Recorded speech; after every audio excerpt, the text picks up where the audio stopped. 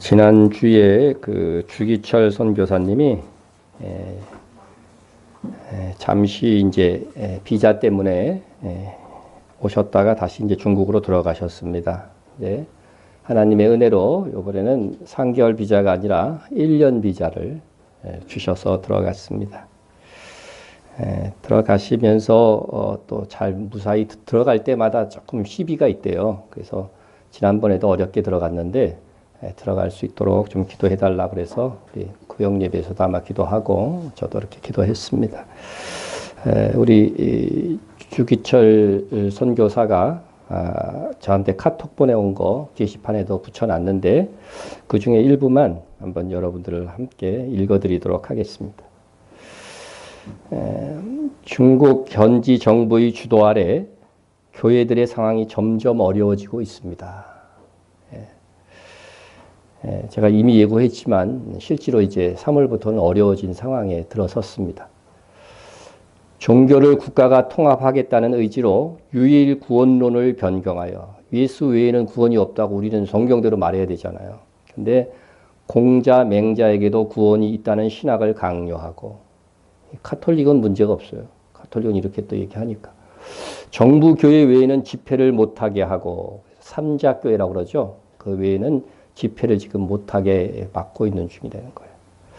인터넷에서 성경을 못 팔게 하며 많은 책들 중에 성경은 인터넷 거래가 안 되는 거죠. 기독교 사이트를 폐쇄하며 중국 카톡 위책, 우리는 카톡 그러지만 이 사람들은 위책이라고 하는 모양이에요. 위책 내용에 대한 검열이 강하게 실행되고 있습니다. 처음 겪는 핍박 가운데 있는 현지 교회들의 필요에 따라 그분께서 다시 보내시는 것 같습니다. 전에 만났을 때에도 하여튼 우리가 순교할 각오로 이제는 믿어야 된다. 그렇게 이제 교육을 하고 있다는 것입니다. 들어가서 또다시 전사를 각오하며 총사령관님의 명령을 따라 힘껏 일하고자 합니다. 총사령관님이 누구죠? 예수님. 부족한 저희들을 믿어주시고 기도와 물심으로 한결같이 밀어주심을 늘 감사드립니다. 우리 교회의 한 말이지만은 우리가 감사한 마음이죠. 그죠? 우리가 가서 해야 되잖아요, 사실. 근데 우리는 편하게 기도만 하고 지원만 하잖아요. 이분들은 정말 이제는 목숨을 걸고 해야 되는 그런 상황이 됐어요. 두 번째 이제 카톡. 현지 상황이 갈수록 어려워지고 있습니다. 이건 이제 들어가시면서 카톡 보낸 거예요. 전체 예배를 못 드리게 될 경우를 대비하여 이번 주는 각 교구별로 가정집에서 주일 예배를 드린다고 합니다. 그렇죠. 이제 그 예배 드리는데 자꾸 찾아온대요. 공안들이 찾아와가지고서 못 드리게 하기 때문에 대회에서 이번에는 일단 가정에서 이제 가정교회로 그러니까 수백 명의 교인들이 각각 가정으로 이렇게 나눠서 이렇게 예배를 드리는 그런 상황이 돼버린 거예요. 인터넷과 그곳 카톡 위책에 대한 검열이 심하여 아주 유익하였던 기독교 블로거들이 하나둘씩 금지되고 있습니다. 여기서는 이제 우리처럼 이렇게 기독교가 만연이 안 됐기 때문에 이런 블로그들에서 많은 자료들을 얻고 힘을 얻거든요. 근데 이제 그런 것들이 금지되고 있다는 거죠. 강력한 사회주의 노선을 펼치며 사상까지도 영도하려 하는 현지 정부 정책 아래 큰 핍박이 몰아닥칠 것으로 예상됩니다. 제가 뭐 마지막 성도나 그런 책들도 보면 중국에 앞으로 큰 핍박이 있을 것을 예상하고 있는 분들이 꽤 있더라고요. 세계 교회들의 중보기도가 절실히 요구됩니다. 정말 끝까지 우리 중국 성도들이 견딜 수 있도록 여러분 기도해 주시기 바랍니다. 이제 들어가면 카톡도 막힐 것임에 자주 연락 못 드림을 양해 구합니다. 이렇게 편지를 썼습니다. 그래서 이제 중국에 대한 관련 어떤 것들을 제가 조금 자료를 보다 보니까 정말 중국이 이렇게 되고 있는가. 조금 이렇게 보면은 이게 중국의 한 도시를 촬영한 영상인데 수십 개의 사각형이 있죠. 그죠? 이게 뭘까? 거기에 따라서 뭐가 막 이렇게 있죠. 무슨 뭐가 뜨죠. 제목들이. 이것이 바로 중국 범죄 용의자 추적 시스템 텐왕이래요. 텐왕 시스템. 인공지능 폐쇄로 카메라가 실시간으로 사람의 정보를 수집하는 겁니다. 그리고 거리에서는 스마트 안경을 쓴 경찰들의 얼굴을 촬영해서 바로 신원을 확인해 줍니다. 이 안경은 1만 명의 얼굴을 동시에 인식할 수 있다고 합니다. 이런 치안 강화라는 명목으로 하늘에서는 인공지능 폐쇄 회로 카메라가, 땅에서는 경찰이 24시간 감시하는 것입니다. 이미 중국 정부는 전 국민의 인터넷 검색 이력과 구매 내역까지 모조리 수집하고 있습니다. 그러니까 우리나라도 이것도 국가가 마음만 먹으면 할 수 있어요. 다만 우리나라는 그냥 민간이 갖고 있는 거지, 이 자료들을. 그죠? 있는데, 지금 이 중국은 또 이제 공산국가고 하기 때문에 국가가 이거를 다 관리해서 어떤 사람들 조회해 보면요, 그 사람들의 성향과 뭐 어떤 사이트에 접촉했었느니, 그러니까 이게 중국 선교사들은요, 절대로 우리 기독교 사이트에 들어와서 보지도 못한대요. 그러면 얼마 있어서 바로 추방당한대요. 선교사인 게 파악이 돼가지고서. 그래서 이렇게 우리가 사용한 신용카드에 어디에 돈을 많이 쓰는가 이런 거에서 그 사람의 성향들이 이미 다 파악이 되었다는 것이죠. 이 방대한 정보를 토대로 중국은 2020년까지 13억 전체 국민에게 등급을 부여할 계획이라는 거죠. 그래서 1등급, 2등급 이렇게 등급을 쭉 매겨가지고서 관리하는 거죠. 2014년 이른바 사회적 신용 등급, 이미 낮은 등급을 받은 중국 국민들은 각종 불이익을 받고 있습니다. 그래서 신용 점수가 아주 낮은 사람들은요, 하락한 900만 명이 항공기 고속철 탑승을 거부당했다는 거예요. 이제 등급이 나오면 어디 이동도 못해. 걸어가야 돼, 옛날처럼. 그렇게 지금 아주 심각하게 제재를 가하고 있습니다. 그러면서 하여튼 장기 집권할 계획을 지금 시진핑이 계속 뉴스도 들었죠, 여러분들. 그런 계획들을 세우고 있는 것 같아요. 점점 확대되고 있는 태낭 시스템, 바로 우리 소설 속 1984년, 그죠? 속에 빅브라더스가 실현되고 있는 것은 아닌지 전 세계가 우려하고 있습니다. 그래서 이런 태낭 시스템은 중국의 감시 체계를 더욱 일상적인 것으로 만들어줄 수 있다는 거죠. 그래서 항상 감시당하는, 이제는 기계가, 그죠? 인공지능이 이런 일들을 감당해서 하게 될 것인데, 이렇게 되면 어떻게 되겠어요? 선교사들은 선교사임이 드러날 수밖에 없는 거야. 그래서 예수 믿는 사람은 예수 믿는 것이 드러날 수밖에 없는 거죠. 그래서 정말 이러한 시대에 우리가 중국 교회를 위해서 기도하고, 우리나라들은 여러분 지금 세계에 있는 모든 자료들이요, 국가적인 독재자가 그것을 섭렵하게 되면은요, 전 세계를 장악하는 게 가능한 거예요. 그게 바로 성경이 말하고 있는 적그리스도의 등장인 거예요.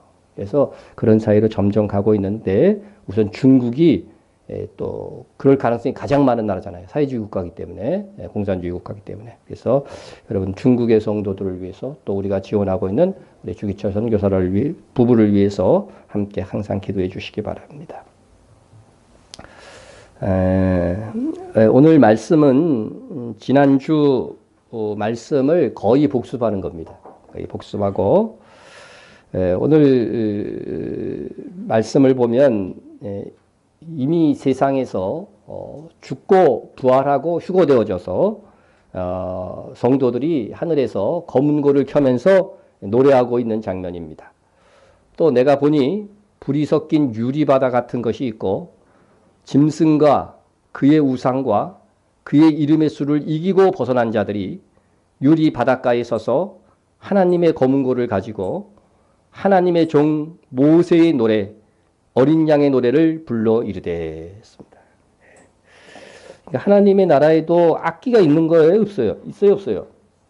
이 검은고가 하나님의 검은고. 사실 검은고는 이 악기 우리나라에서밖에 안 쓰는 악기죠. 사실 하프 같은 거죠, 사실은. 이런 악기로 지금 노래하고 있는데, 이미 부활하고 휴거한 이 성도들을, 노래하고 있는 성도들은 누구냐? 짐승과 그의 우상과 그의 이름의 수를 이기고 벗어난 자들이다. 이렇게 말하고 있습니다. 이들은 세 가지에 대해서 벗어났어요. 그죠? 첫째는 뭐예요? 짐승.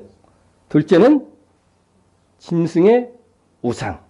셋째는 짐승의 수를 이긴 자였습니다. 이것이 각각 뭐 하나 같기는 하지만은 각각의 의미 있는 박해가 있을 것을 우리가 예상할 수 있죠. 짐승은 그리스도를 적대하는 세상 나라의 왕으로서 역사의 마지막에 나타날 적그리스도입니다. 우리가 조금 전에 얘기했던 그러한 모든 인터넷 시스템과 또 감시 체제가 강화된 세상 속에서 우리가 살아간다면 이 적그리스도가 세계의 왕이 된다고 한다면 정말 꼼짝 못하는 거거든요. 꼼짝을 못해요. 우리가 어디로 가서 어디로 움직이는 거 다 파악이 되는 겁니다. 다 파악이 되는 거죠. 그래서 이런 자들의 정치적인 압력은 굉장할 것이다. 두 번째, 짐승의 우상은 그 적그리스도를 경배하기 위해서 만든 우상입니다. 성경은 우리 계시록 13장 할 때 배웠지만 이 우상이 생기를 받아 말하게 될 것이라고 그랬어요. 우상이 어떻게 말을 해요? 근데 사도 요한의 눈에는 어때요? 생기를 봐서 말하는 것이 보인 거죠. 보인 거죠. 그래서 우리는 이 우상이 세상의 모든 지식과 감시의 능력을 가진 인공지능형의 말하는 우상이 될 가능성이 있다고 우리가 생각해 보았죠. 생각해 봤습니다. 그리고 짐승의 수는 짐승인 적그리스도의 이름의 숫자 666으로서 매매의 수단이 될 것이다 하는 것이었습니다. 계시록 13장 17절에서 말씀하고 있듯이 사람의 손등이나 또 어디요? 이마. 그죠? 이마에 666 숫자가 들어간 표, 칩이라고도 할 수 있겠죠. 표를 받게 하여 적그리스도와 그의 우상에게 경배하는 자들만 매매가 가능하도록 하는 거죠. 이것이 현재 매매를 하기 위해서 반드시 필요한 바코드, 컴퓨터, 인터넷 이 시스템에 만국 공통으로 무슨 숫자가 들어가 있다고요? 666이 들어가 있죠. 겉으로는 안 보이지만 666이 들어가 있습니다. 그래서 이 바코드 우리 매매할 때 물건에 붙은 바코드에는 어느 바코드인지 666이 들어가 있어요. 뭐 국가 번호도 있고 여러 가지 있지만 만국 세계 공통의 666. 그죠? 그다음에 컴퓨터를 숫자하면 666이 된다고 그랬고 또 이 컴퓨터와 바코드를 연결하는 온라인 시스템이 www. 그러잖아요. www가 666 히브리어로 666입니다. 히브리어 알파벳으로 라는 것을 말씀을 드린 바 있습니다. 그리스도께서 오시기 직전의 성도들은 바로 이러한 세 가지 박해를 받을 것입니다. 그러나 모든 시대의 성도들은 대부분 이러한 정치적, 종교적, 경제적 박해를 미혹을 이겨야만 하는 과제가 있습니다. 그래서 이 세 가지 박해를 딱 보면은요, 짐승은 정치적 박해고, 짐승의 우상은 우리가 13장에서 배웠듯이 종교적 박해죠. 종교적 박해예요. 우상에게 절하게 만들고 그러한 종교적 박해가 됐고 그것을 거짓 선지자가 감당하게 된다. 그죠? 그렇게 다 배웠습니다. 그래서 짐승의 수는 결국 매매의 수단이기 때문에 경제적 박해가 될 것이다. 그래서 이 세 가지 박해가 있을 것이다. 그러나 이 박해는 마지막 시대의 절정에 달할 것이지만 그 전에 사는 모든 성도들의 시대에는요, 항상 이런 것들이, 그죠? 항상 신앙생활 하는데 방해가 되었죠. 그래서 많은 세상 나라들이 기독교를 박해했고, 또 거짓 선지자들이 나와서 기독교인들을 미혹했고, 또 경제적으로 압박을 가한 역사가 많이 있었습니다. 그러나 마지막 시대에 이것이 절정에 달할 것이다.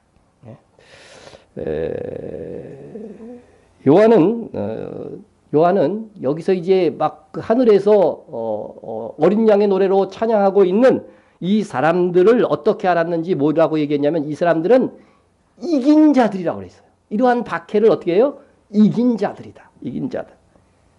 여러분 이긴 자라고 하는 뭐 쉽게 얘기하면 승리자죠. 우리는 흔히 승리자 이렇게 얘기하는데 이 승리자, 이긴 자에 대한 이야기가 요한계시록에 굉장히 중요하다고 하는 거예요. 그죠? 이미 구원받은 성도들에게는 이 박해를 이겨내야 된다는 거예요. 이겨내야 된다. 예? 그래서 이 이긴 자에 대한 하나님의 약속, 예수님의 약속이 어디 많이 나와요? 요한계시록 2장과 3장에서 많이 나옵니다. 그렇죠? 그래서 예수님께서 이 이긴 자들에게 교회의 이긴 자가 되라고 하면서 그 이긴 자들에게 귀한 약속을 해줘요. 약속을 해줘. 자, 우리가 그럼 이긴 자가 되기 위해서 이기는 자에게 주님께서 약속하신 것들을 한번 다시 볼 필요가 있어요. 왜냐하면 세상 미혹과 박해가 있더라도 믿음으로 승리할 수 있는 우리가 동력을 얻을 수 있기 때문인 것입니다. 자, 그래서 다 보겠습니다. 이기는 자에 대한 약속. 7개에 하신 말씀이니까 7개가 있겠죠. 예? 이기는 그에게는 내가 하나님의 낙원에 있는 생명나무의 열매를 주워 먹게 하리라. 아담과 하하가 선악과 따먹고 나서 생명나무를 먹으면 어떻게 돼요? 영원한 생명을 갖잖아요. 그래서 이 생명나무를 따먹으려고 했을 때 하나님이 허락하셨어, 안 하셨어요? 천사들을 보내서 막아버렸죠. 막아버렸어요. 왜 그랬어요? 그거 먹으면 죄악된 상태로 영생하기 때문에. 그렇죠? 그러면 죄인으로 영원히 사는 거죠. 그래, 그거 안 되는 거죠. 그래서 이기는 자들은 어떻게 돼요? 예수의 보혈의 피로 모든 죄를 사하고 생명나무의 가시를 먹어서 영생하는 몸이 되도록 하신다. 그 약속이 있는 거죠. 이기는 자는 둘째 사망의 해를 받지 아니하리라. 여러분 한 번 죽으실 거예요? 안 죽으실 거예요? 예? 안 죽을 거예요? 예, 다 죽을 거죠? 예, 뭐 여기 나이 드신 분이나 젊은 분이나 다 죽을 겁니다. 그러나 다 한 번 죽는 것은 하나님께서 정하신 것이요 했으니까, 그런데 부활해서 두 번째 사망하지 않는다는 거죠. 어떤 목사님 계시록 강의를 들으니까 천년 왕국 끝에 다시 미혹이 일어나가지고서 거기서 죽는 사람도 있다 이렇게 얘기하는데 그건 잘못된 겁니다. 이기는 자는 둘째 사망의 해를 받지 아니하리라. 예. 또 이기는 그에게는 내가 감추었던 만나를 주고 또 흰 돌을 줄 터인데 그 돌 위에 새 이름을 기록한 것이 있나니 받는 자밖에는 그 이름을 알 사람이 없느니라 했습니다. 예, 우리에게 새로운 이름들을 주시고 영생하는 하나님의 소유에 대한 이름을 줄 것입니다. 예, 흰돌이 의미하는 거 이런 것들 다 우리 이때 공부한 바 있습니다. 자, 이기는 자와 끝까지 내 일을 지키는 그에게는 뭘 줘요? 이번에는 만국을 다스리는 권세를 주리니 그가 철장을 가지고 그들을 다스려 질그릇 깨트리는 것과 같이 하리라. 예. 이거 예수님의 권한이에요. 만주의 주, 만국의 왕이라고 그랬어요. 그죠? 근데 이 권세를 우리에게 또 주신다는 거예요. 그죠? 이기는 자에게는요, 그래서 주와 함께 뭐예요? 천년왕국 때 왕 노릇하는 그런 놀라운 역사가 있기를 바랍니다. 누가 이 중에서 이 신길동을 다스릴 것인가? 배당받고. 그때는요, 신길동뿐만 아니라 저는 많은 지금 바다에 수장된 부분까지 육지가 될 거라고 생각해요.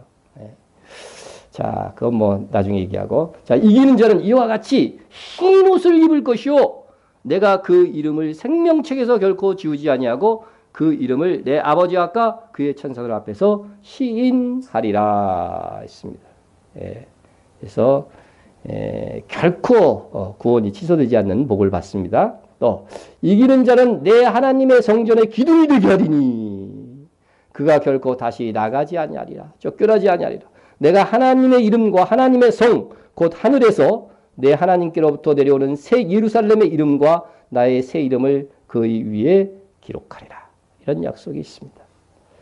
이기는 그에게는 내가 내 보좌에 함께 앉게 하여, 만국을 다스리는 권세를 준다는 것의 다른 표현이라고 보면 돼요. 그죠? 내가 내 보좌에 함께 앉게 하여 주기를 내가 이기고 아버지의 보좌에 함께 앉은 것과 같이 하리라. 예수님도 왕이시지만 하나님 아버지도 왕이에요. 함께 앉아 계셔요. 그런데 그와 같이 나의 이 백성들이 이기는 그들에게는 예수님과 함께 보좌에 앉아서 다스리는 역할들을 감당하신다. 예수님의 제자들에게 뭐라고 했어요? 너희들이 이스라엘의 12지파를 다스리는 왕이 될 것이다. 각 지파당 하나씩 이렇게 다스리게 될 것이다. 그렇게 약속해 주셨죠. 확실하게 약속받은 사람들은 예수님의 12제자예요. 우리는 어떻게 될지 몰라. 궁금하죠? 못 받을 분도 있습니다. 그래서 이기는 자들에게 주어지는 약속을 다 이렇게 종합적으로 보면, 이게 반복되고 막 이런 것을 보면은 두 가지예요. 크게 두 가지. 하나는 취소되거나 죽지 않는 영원한 영생 생명을 얻게 될 것이라는 것과 둘째는 주와 함께 보좌에 앉아 만국을 다스리는 일에 동참하게 될 것이라고 하는 점입니다. 그러니까 이기는 자들은 영원한 생명은 물론 땅을 차지하고 다스리는 하늘의 상급까지 받는 자들이다 하는 것입니다. 그런데 오늘 본문의 어린 양의 노래를 부르는 자들은 이미 이긴 자들이며 또 뭐라고 돼 있어요? 벗어난 자들이라고 돼 있어. 그죠? 벗어난 자들이다. 벗어났다는 것은 이제 미혹과 박해의 세상에서 살지 않는다는 거죠. 하늘에 있다는 거죠. 벗어난 자들입니다. 그래서 이것은 그 히브리서 표현에 의하면 안식에 들어온 것이고 계시록에서도 그들은 하나님의 계명을 지키며 예수의 믿음을 지키다가 죽은 자들로서 그들의 행위를 따라서 안식을 누리게 될 것이라고 말씀하고 있습니다. 그들은 하나님의 계명과 예수에 대한 믿음을 지키는 자니라 성령이 이르시되 그러하다 그들이 수고를 그치고 쉬리니. 쉰다는 게 뭐예요? 안식이죠. 우리 지난주에 배웠던 히브리서에는 안식이라고 돼 있어요. 그죠? 수고를 그치고 쉬리니 이는 그들이 행한 일을 따름이라 하시더라. 그래서 그 사람이 얼만큼 행했느냐에 따라서 뭐가 달라져요? 안식의 수준이 달라지는 거예요. 안식의 수준이 달라지는 겁니다. 자, 이처럼 세상 나라에서 그들의 행위가 인정받은 이긴 자들은 이제 세상에서 벗어났어요. 오늘 본문 상태에서는 벗어났어요. 그래서 예수님께서 공중 강림으로 부활하여 이들은 휴거된 자들인데 지금 보니까 어디에 있어요? 어디에 있어요? 또 내가 보니 불이 섞인 유리바다 같은 것이 있고 짐승과 그의 우상과 그의 이름을 수를 이고 벗어난 자들이 유리 바닷가에 서서. 예. 여러분 세상에서 미혹과 박해를 이기고 벗어난 자들이 유리 바닷가에 서 있습니다. 예. 유리 바닷가에 서 있다고 하는 것은 뭐예요? 유리 바다를 건너온 것이죠. 건너온 것입니다. 예. 그리고 모세의 노래 어린 양의 노래로 검은 거를 연주하며 지금 부르고 있습니다. 예. 이에서 우리가 알 수 있는 것은 우리 성경에서 과거 3,500년 전에 홍해 바다를 건너 출애굽에 성공한 이스라엘 자손이 부른 이 모세의 노래는 최종적으로 유리 바다를 건너 우리의 구원을 완성하실 어린 양이신 예수 그리스도께 돌려질 그런 노래의 그림자적인 사건이다. 예언적인 사건이다. 이렇게 볼 수 있는 것이죠. 그러므로 우리는 출애굽의 전 과정을 통해서 우리의 구원의 성격을 살펴볼 수 있다. 이렇게 말씀을 드렸습니다. 계시록 4장 6절에는 어떤 유리바다가 있다고 그랬어요? 보좌 앞에 수종 같은 유리바다가 있고 그랬죠. 예.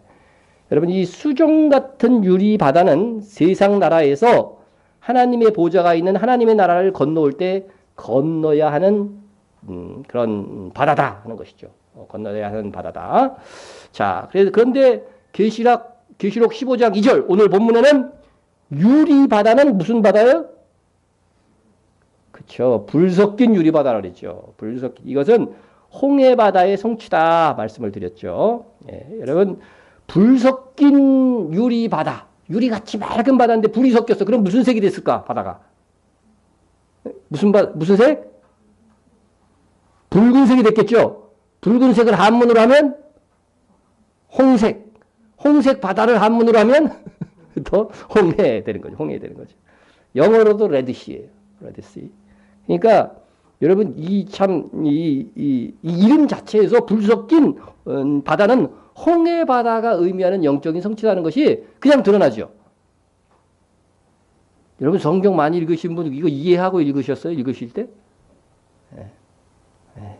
이런 안내를 받아서 더 깨닫게 되니까 얼마나 줬어? 네. 이거 우리 아버님이 하던 건데 얼마나 줬어? 그러면 여러분은 참 줬어 그러는 거예요. 한번 해볼까요?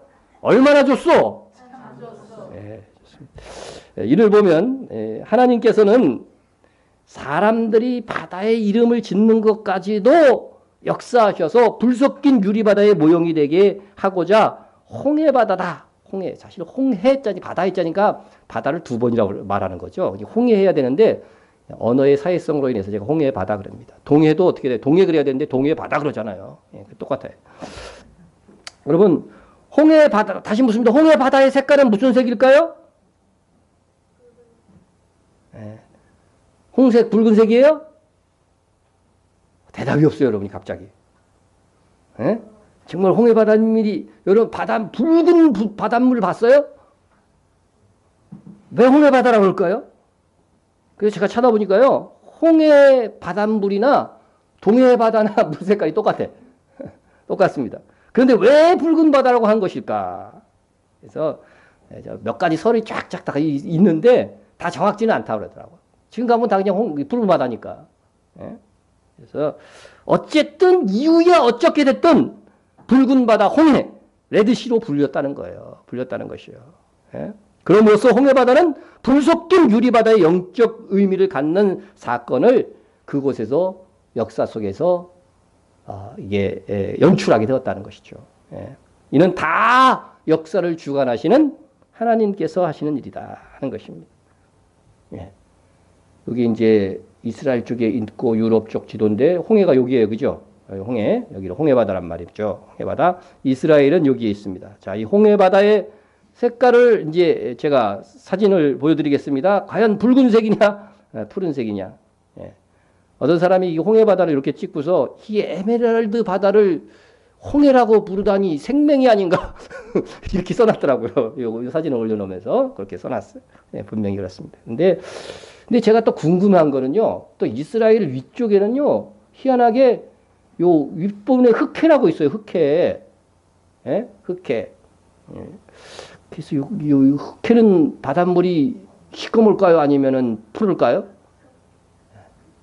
그래도 다른 바다보다는 시꺼매요. 시꺼매요. 보세요. 여기 흑해 위성에서 찍은 사진. 시꺼멓죠, 그죠? 예, 시꺼멓고, 이게 왜냐하면 요거는 이 바다가요, 큰 바다가 연결되기, 어떻게 보면 큰 호수 같잖아요. 엄청난 호수. 근데 호수라고 하기엔 너무 크니까. 그리고 염분이 옅어.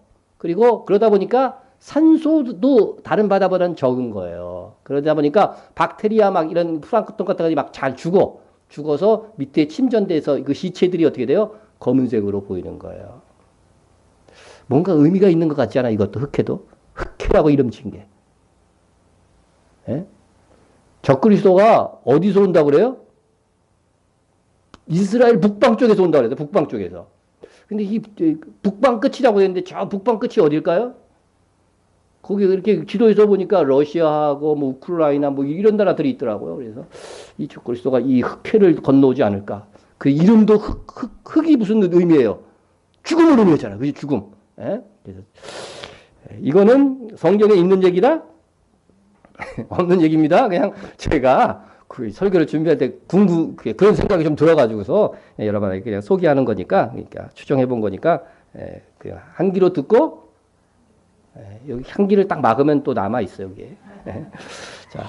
자, 그럼 지난주 반복 복습으로서 출애굽 전 과정의 영적 의미를 살펴봅니다. 자, 애굽에서 홍해를 건너면 뭐가 있어요? 광야가 있습니다. 이것은 애굽에서 홍해를 건너면 광야가 있는데 광야에서부터 뭐가 있었어요? 하나님의 보좌가 있었죠. 오늘 본문의 사건하고 똑같은 거예요. 그죠? 자, 홍해 바다는 그래서 유리 바다의 모형이다 하는 것입니다. 그래서 애굽은 세상 나라를 의미하고 저 광야에서부터 가나안까지는 전부 다 뭐예요? 광야부터 하나님의 나라예요. 왜냐? 광야에서부터 뭐가 있었어요? 하나님의 보좌가 있었기 때문이다. 그래서 이것은 성막의 원형이다. 이렇게 얘기를 드렸습니다. 그래서 불 섞인 유리 바다는 홍해의 원형으로서 이제 홍해에서 일어났던 사건이 영적으로 일어나는 것이다. 여러분들이 그렇게 이야기를 하면 됩니다. 자, 그러면 홍해 바다를 걷는 것이 무슨 의미를 지니느냐? 붉은 바다가 의미하듯 어린 양 예수님의 피의 공로로만 건널 수 있는 바다예요. 피의 공로로만 건널 수 있는 바다. 그래서 예수님이 나의 죄를 위하여 죽으셨다 하는 것을 믿는 사람만이 뭐를 피해요? 죽음을 피하는 거죠. 그죠? 이 물은 뭐예요? 무덤이야, 무덤. 그죠? 이렇게 쫙 무덤을 지나서 부활한다는 의미가 있잖아요. 홍해 바다를 건넌다는 건. 그런데 애굽 사람들은 어린 양의 피를 믿었어요, 안 믿었어요? 안 믿고 홍해 바다를 건너려고 그러니까 거기서 다 죽는 거예요. 이것은 이 바다는 무엇으로만 건널 수 있다? 유월절 의식을 지낸. 그죠? 이스라엘만 구원을 받을 수 있는 거예요. 그것은 예수 그리스도의 희생이 나의 죄를 위해서 죽으신 것을 믿는 사람들, 그죠? 믿는 사람들만 구원받을 수 있다는 것입니다. 그러면 광야는 무엇인가? 광야는 자, 예수님을 구원주로 나의 하나님으로 믿은 성도의 이후의 삶을 말한다 하는 것이죠. 그래서 이스라엘이 광야에서 어디서 살았어요? 광야에서 집 짓고 살았어요? 어디서 살았어요? 크게 얘기해봐요. 장막이요? 초막? 지난주에 얘기했는데도 이렇게 대답이 안 나와. 어디서 살았어요? 장막에 살았죠. 그죠? 장막에 살았습니다. 그래서 가장 중앙 장막이 뭐예요? 성막이라고 해가지고서 이것이 하나님이 거하시는 보좌가 있는 곳이었죠. 그죠? 성경에 보면 구름 기둥, 불 기둥이라고 되어 있지만요. 또 어떤 성경에는 구름 덮개라고도 나와요. 그러니까 구름 기둥만 있었던 것이 아니라 이스라엘 전체를 뭐예요? 구름이 덮었던 거예요. 이렇게 쫙 덮어서 낮에는 뜨거운 햇볕으로, 밤에는 어떻게 돼요? 불이 있어갖고 스팀으로. 전 세계에서 제일 큰 스팀 시설이었어요, 이때. 250만이니까 예측이. 그래서 이 장막에 살았단 말이죠. 그래서 이 장막에 사는 것을 성경은 뭐라 그래요? 이 세상 인생살이를 다 가리켜서 장막집이다. 이렇게 이야기합니다. 예? 지난주에는 말만 했는데 이제 오늘은 성경 구절을 대야 되겠어. 아무래도 잘 안 믿는 것 같아서. 그래서 장막에 살았어요. 자, 만일 땅에 있는 우리의 장막집이, 땅에 있는 여러분 장막집이 뭐예요? 여러분 몸뚱아리예요. 예? 땅에 있는 우리의 장막집이 무너지면 죽는다는 걸 의미하는 거죠. 하나님께서 지으신 집, 곧 손으로 지은 것이 아니요 하늘에 있는 영원한 집이 우리에게 있는 줄 아느니라. 그래서 성도가 죽으면 하늘에 영원한 집이 있다고 했는데 이것은 우리가 영원히 살 몸과 집을 모두 가리킨다 하겠습니다. 그래서 광야의 장막은 임시 거처예요. 이것은 뭐냐면 그래서 나그네의 삶을 의미하는 거예요. 나그네의 삶. 그래서 영원한 집은 그 말 그대로 영원한 거처이고 부활의 몸이고 영원히 그 몸으로 사는 거죠. 그러나 우리의 인생은 나그네로 살아가야 된다. 나그네로 살아가야 된다. 이 나그네로 살아갈 때에는 우리는 예수를 믿음으로 영의 속량이 이루어졌지만 오늘 병희 선생이 기도한 대로 무슨 속량은 남아있어요? 몸의 속량은 남아있죠. 그래서 여러분 속량은 무슨 뜻이에요? 죄사함이라고 그랬죠. 죄사함. 그래서 영은 이미 우리가 깨끗하게 된 거예요. 영적으로. 성령께서 들어가심으로 인해서 성령이 거하시는 전이 됐기 때문에 거룩하게 되었는데 우리 몸은 아직 죄사함을 받지 못했어요. 그래서 몸의 속량은 이제 주님 오실 때 이루어져서 우리의 죄성이 다 없어질 때 그때가 구원의 완성. 영과 몸이 완전히 완성이 되는 거죠. 자, 그래서 우리가 이 땅에서는 나그네의 삶을 살 수밖에 없어요. 나그네의 삶을 살 수밖에 없어요. 영원한 거처가 아니에요. 그래서 우리는 이 땅에서 영원히 살 것처럼 살면 안 돼. 그렇죠? 나그네가 어떻게 행동하는 걸 잘 보고 우리 인생을 그렇게 살아야 되겠다고 생각을 해야 돼요. 우리는 하늘의 보화를 쌓는 자로 인생을 살아야지 광야 같은 세상에서 다 누리려고 해서는 안 된다는 거죠. 그래서 우리 족장들 있죠. 족장들이 좋은 집이 아닌 또 성이 아닌 장막, 판벽된 집이 아닌 이 장막에 거한 것은 이유가 있다는 거예요. 성경이 그렇게 밝히고 있다니까요. 그래서 하늘의 보화, 하늘의 상을 바라보았기 때문이라고 성경에서 말씀하고 있습니다. 믿음으로 그가, 이게 아브라함이에요. 믿음으로 아브라함이 이방의 땅에 있는 것 같이, 고향에 있지 않고 이방의 땅에 있는 것 같이 살았다는 거예요. 동일한 약속을 유업으로 함께 받은 이삭과 야곱과 더불어 어디에 거하였으니? 장막에 거하였으니. 장막에 거한 이유가 이제부터 밝힙니다. 이는 그가 하나님이 계획하시고 지으실 터가 있는 성을 바라봅니다. 여러분, 아브라함과 이삭과 야곱이 장막에 거한 이유는 하늘에 뭐가 있다고요? 집터가 있대요. 이 사람들 집터가 있어.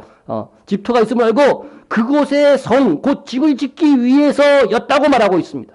그러니까 하늘의 집터에 집을 짓는 것은 하늘에 가서 할 일이 아니라는 거예요. 언제 할 일?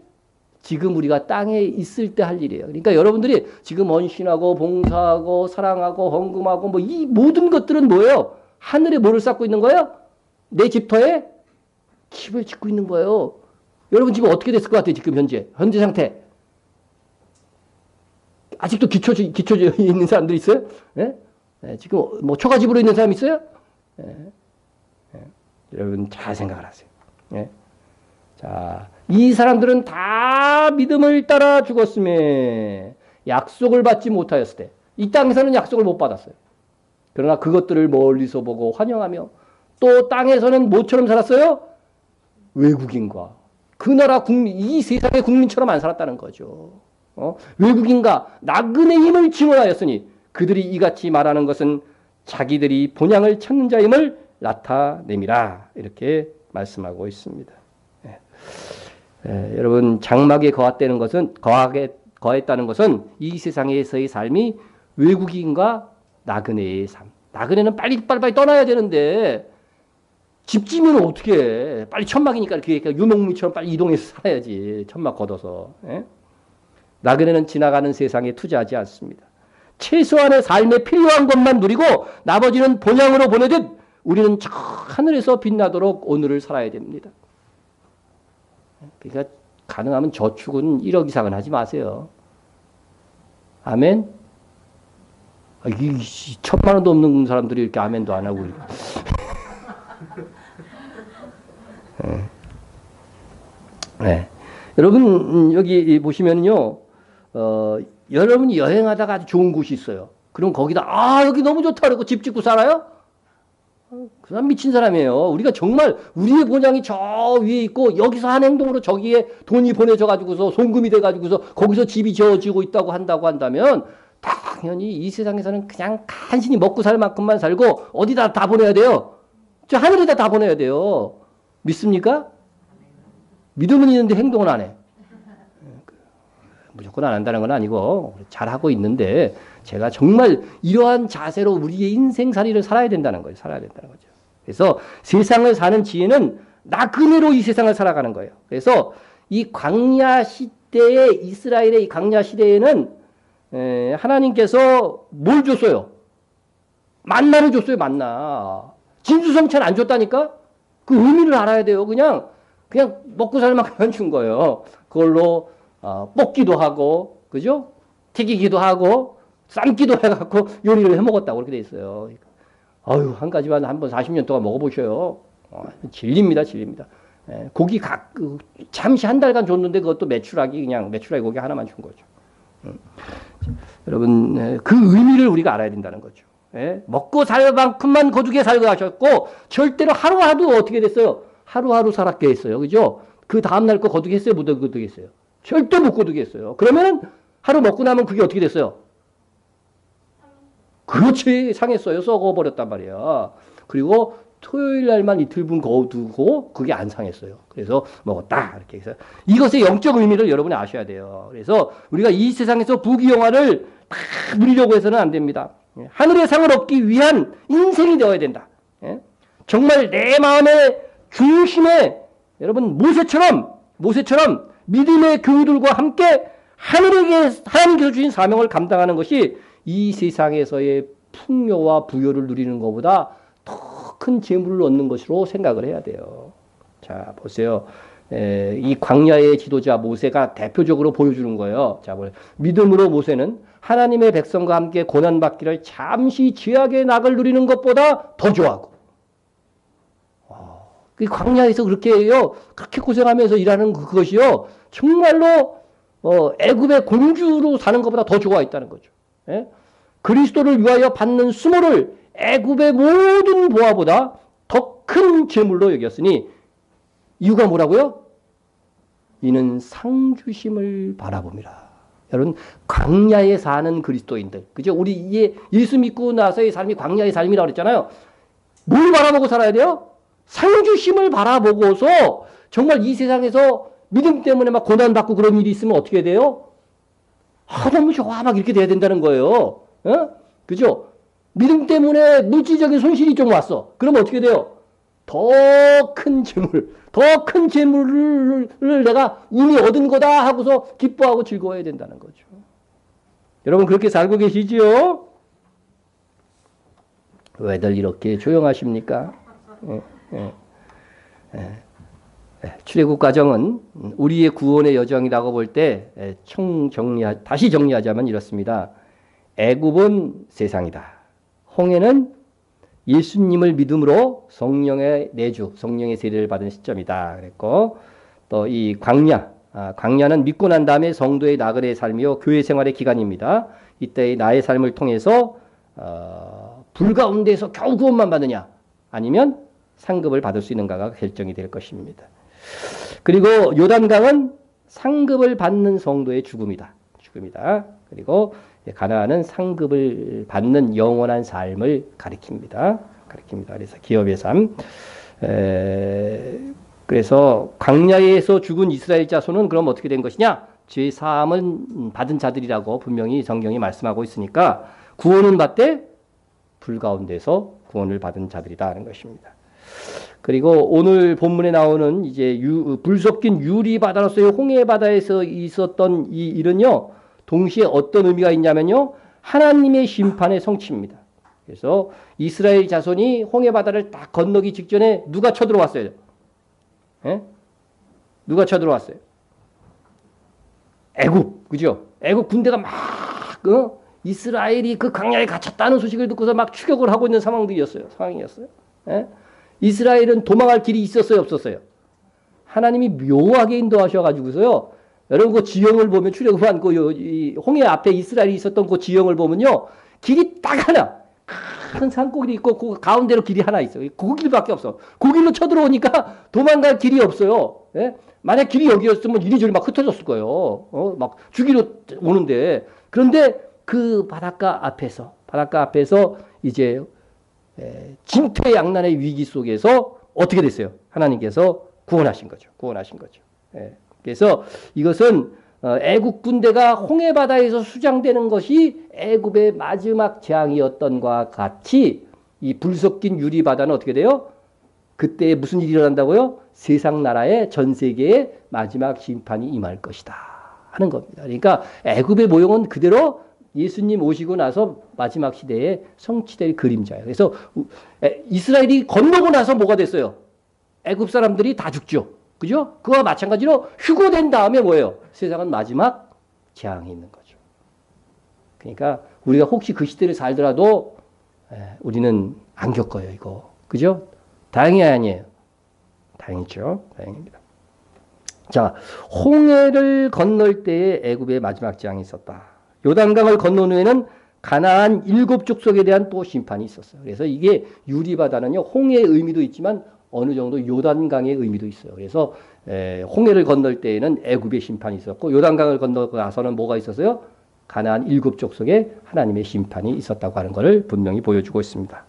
이 모든 예언들은 주님 다시 오실 때에 성도는 구원을 그리스도를 극심하게 대적했던 자들은 재앙과 심판이 있을 것임을 말씀하고 있습니다. 그러나 이 세상에서 극도로 그리스도를 대적하지 않았던 많은 불신자들은 청년왕국에 참여하는 일들이 있을 것입니다. 그러나 극하게 그리스도를 대적했던 자들은 이렇게 큰 재앙을 받게 될 것이다.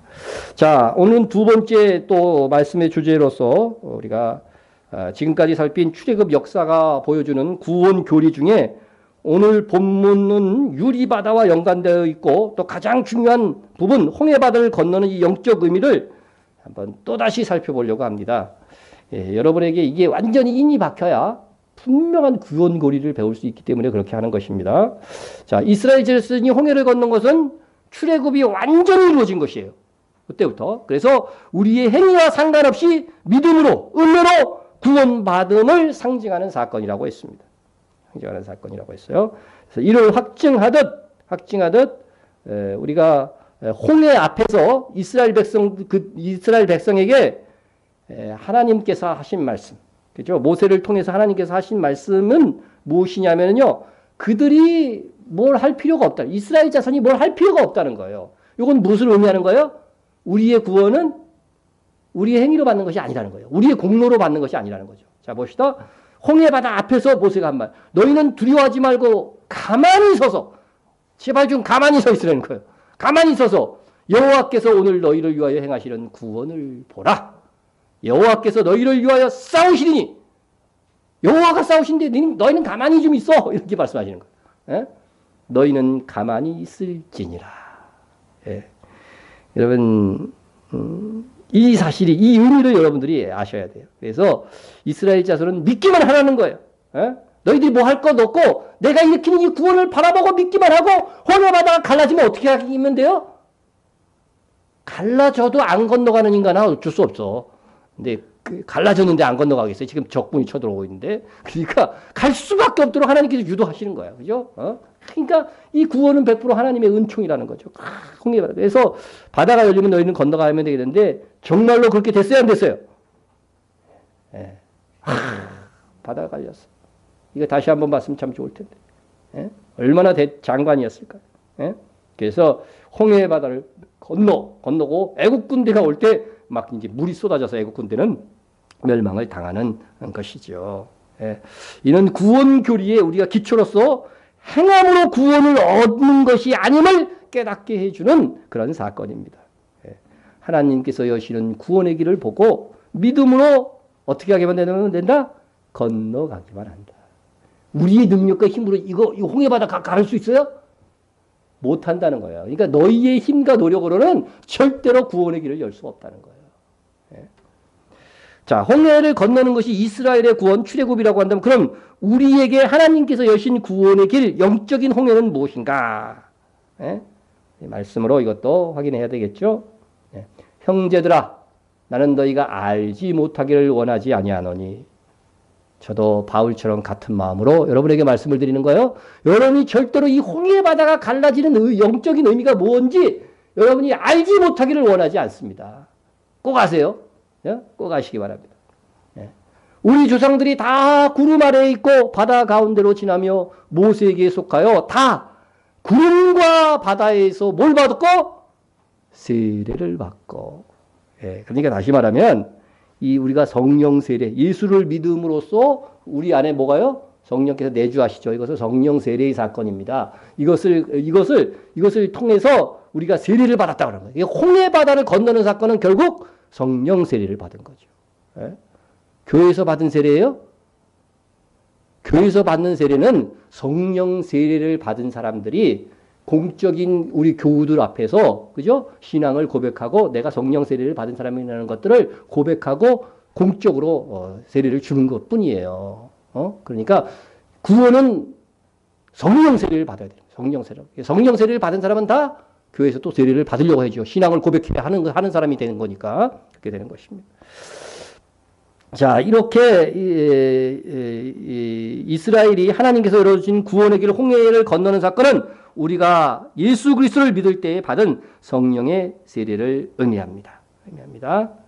그리고 이것은 실제적으로 성령께서 우리 안에 내주하셔서 우리가 예수님을 정말 100% 믿어지지요. 예수님이 나의 죄를 위해서 죽으신 것이 믿어지지요. 이게 바로 성령이 내주하심으로만 들 수 있는 마음이에요. 내게 아무리 어떤 역경이 와도 이게 안 변한다니까요. 한 번 예수를 믿으면요. 이게 신기한 거죠. 예? 자, 우리가 예수님을 믿는 순간부터는 성령께서 내주하셔서 우리의 구원을 보호하는 이것을 하나님이 하시는 거예요. 내가 하는 것이 아니에요. 구원. 예? 구원약 시대는 안 그랬어요. 그래서 세원약 시대는 성령께서 우리 안에 들어오셔서 내 믿음을 누가 지켜주셔요? 하나님 성령께서 지켜주신다는 거예요.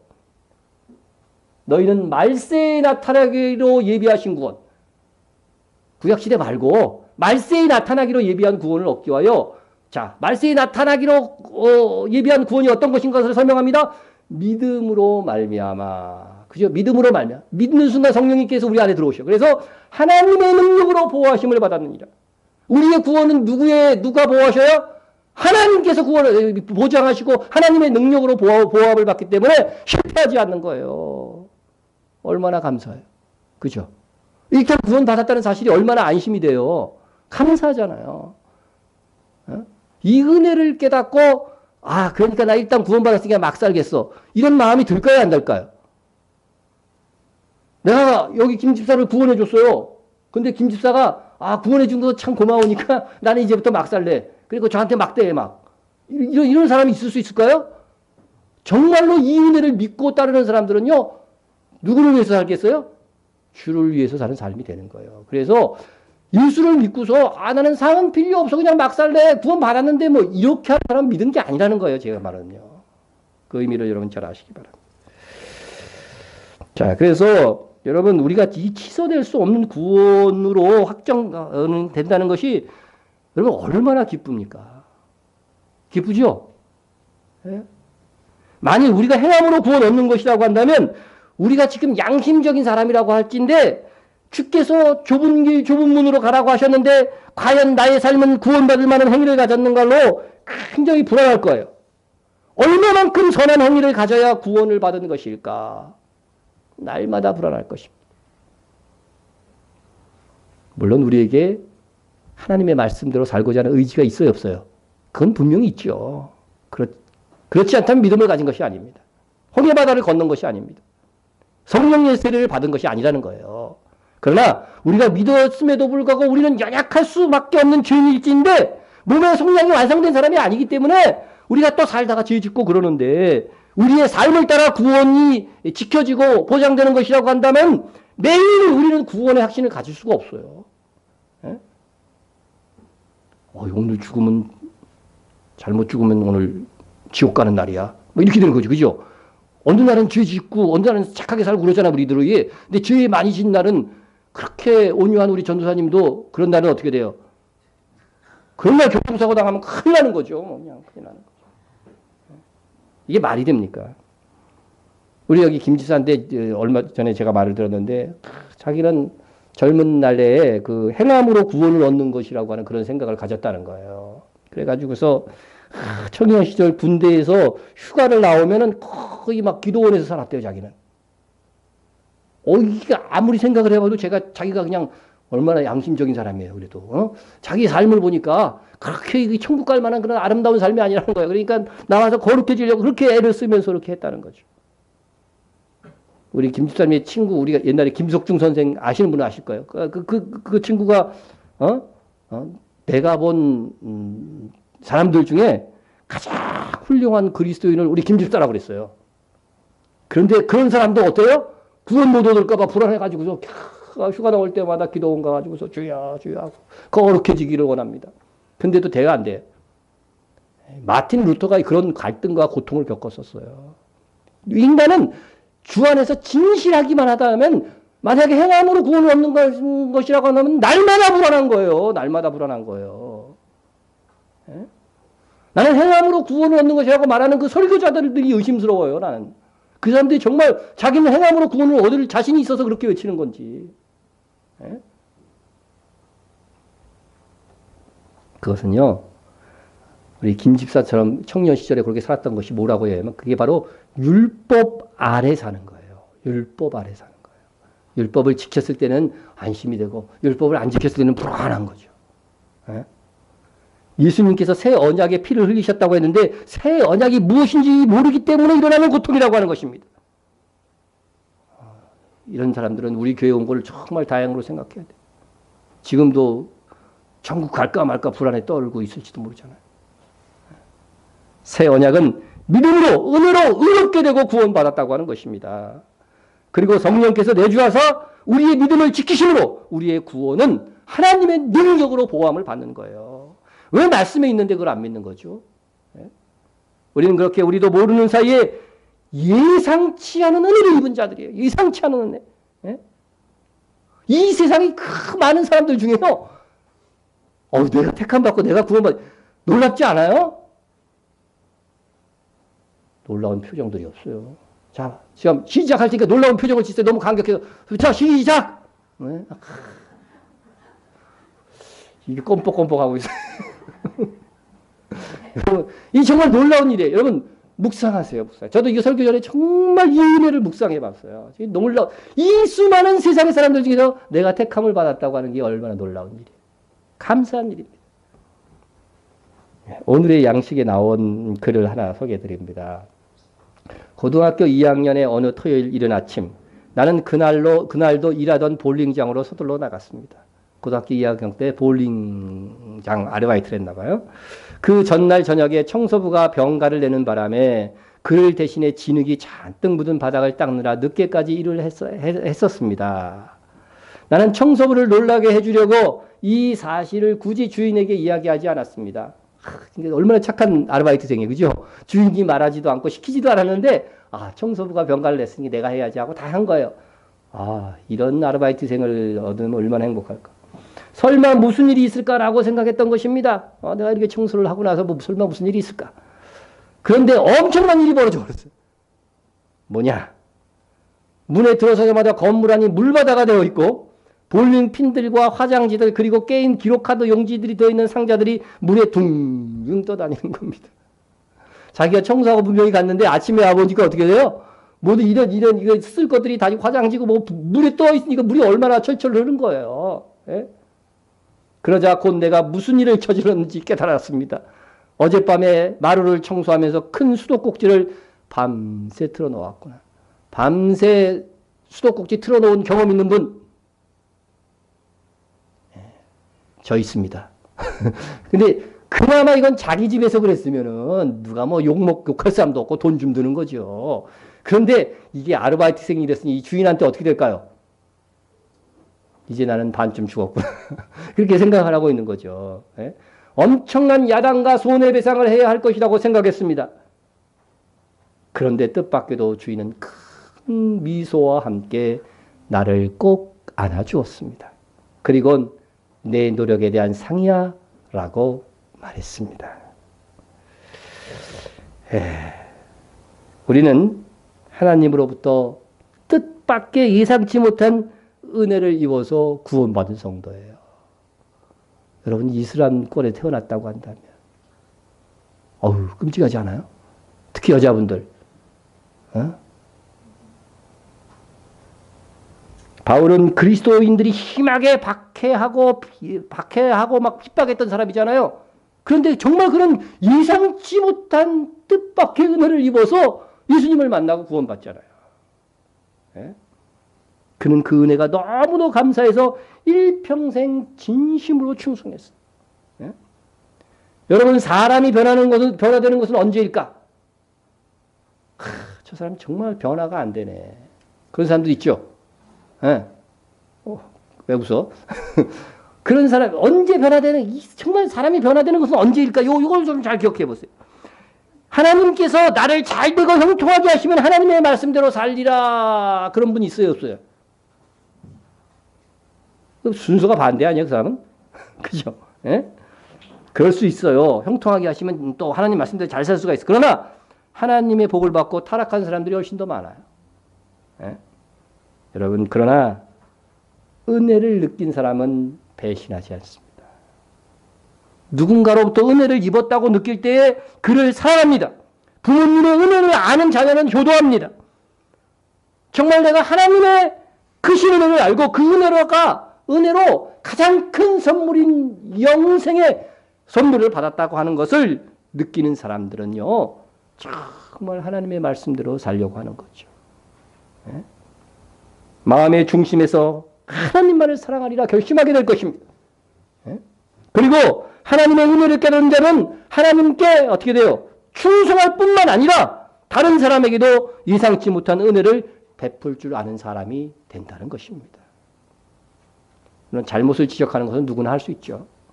그러나 우리는 하나님의 한량없는 은혜 받은 자로서 예상치 못한 은혜를 우리도 베풀면서 살아야 되는 거예요. 엄한 표정이나 날카로운 말들은 그들이 희망을 볼 수 없게 만드는 것입니다. 실수한 아르바이트생에게 예상치 않은 용서와 은혜를 보여준 이 볼링장 주인처럼 예수님을 따르는 사람들은 다른 사람들의 삶에 기업되고 바꾸어 놓을 만한 그들의 삶을 바꾸어 놓을 수 있는 그 만남의 순간에 은혜의 얼굴을 보여줘야 된다는 거예요.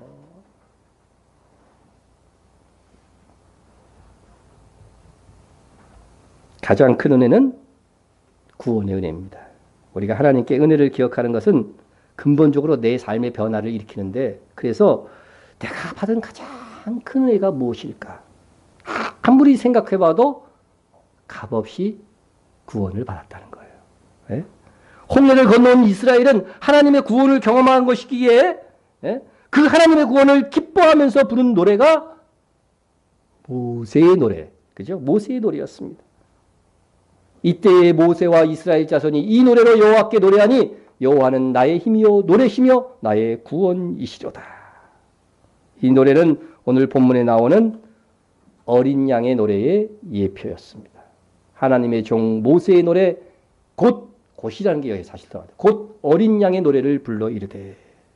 예. 자, 모세의 노래가 어린 양의 노래라고 하는 것은 모세의 노래가 어린 양의 노래로 성취되는 것이기 때문에 그렇다. 따라서 어린 양 예수님의 희생으로 값없이 구원받은 우리는 지금부터 영원토록 어린 양의 노래를 불러 우리 하나님과 우리 예수님께 영광을 돌려야겠습니다. 그래서 우리의 예배는 우리가 받은 구원의 은혜와 기쁨으로 드려져야 됩니다. 그리고 우리의 기도도 우리가 받은 구원을 기억하며 감사의 말로써 영광을 돌리는 부분이 꼭 있어야 됩니다. 또 바울처럼 은혜를 알았다면 다 갚을 수 없는 은혜를 갚고자 노력을. 내가 은혜를 너무 받아갖고 너무 커. 그래서 나는 갚기를 포기했어. 이러면 돼요, 안 돼요?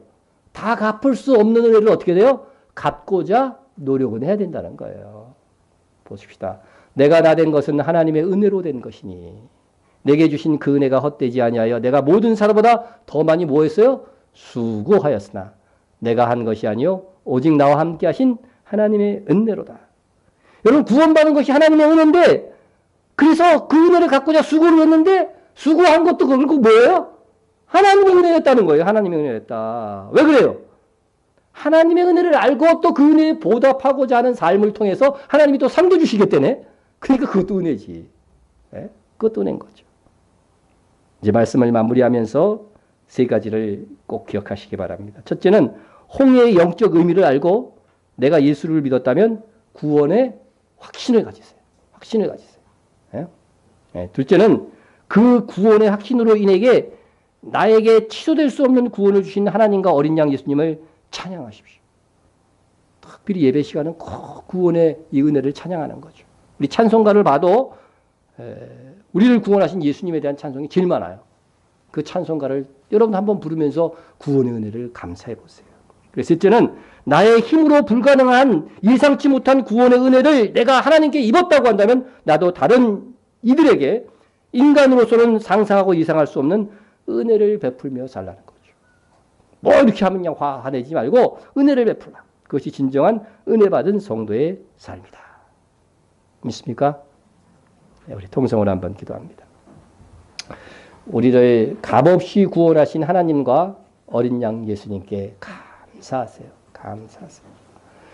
예상 못한 은혜로 구원받았음에 나도 은혜를 베풀며 살게 하소서. 이거 기도해 주시고요. 또 나라를 위해서 기도해 주시고 또 이스라엘의 회복을 위해서도 선교를 위해서도 기도해 주시고 선교사를 위해서 기도해 주시고 오늘은 특별히 우리가 소개한 우리 중국 그리스도인들과 우리 주기철 선교사를 위해서 여보는 꼭 이름을 불러가면서 기도해 주시고요. 북한 및 밖에 받는 세계 성도들을 위해서 기도해 주시고요. 교회 부흥과 목회자와 성도한 중보를 위해서 기도합니다. 통성으로 기도합니다. 사랑의 하나님 아버지 감사합니다. 속죄하신 어린 양 찬양합니다. 내가 죄로 인하여서 사망에 이를 수밖에 없었는데 주님 내 대신 사망을 담당하여 주시옵시고 나의 죄로 인하여서 아버지 찢기고 피 흘리시고 죽으셨습니다. 감사합니다. 그 공로를 찬양합니다. 그 공로 때문에 우리가 이 자리에서 예배할 수 있고 하나님을 찬양합니다. 아버지 예상치 못한 은혜 아버지 베풀어 주신 것 감사합니다. 아버지 하나님 이 세상에 수많은 사람들 중에 적고 적은 아버지 택한 백성 중에 내가 속하였고 우리가 속하였음을 감사합니다. 이제 그 은혜를 기억하면서 나도 예상치 못한 은혜를 베풀며 살 수 있는 너그러운 그리스도인이 되게 하여 주시옵소서. 나라를 위해서 기도합니다. 이 나라의 앞길을 지켜주시옵시고 앞으로 있는 아버지 하나님여 남북 정상회담과 북미 회담 속에 이 나라에 정말 평화 체제가 구축될 수 있는 귀한 열매들이 열릴 수 있도록 함께하여 주시기를 간절히 빌고 원합니다. 이스라엘의 회복을 위해서 기도합니다.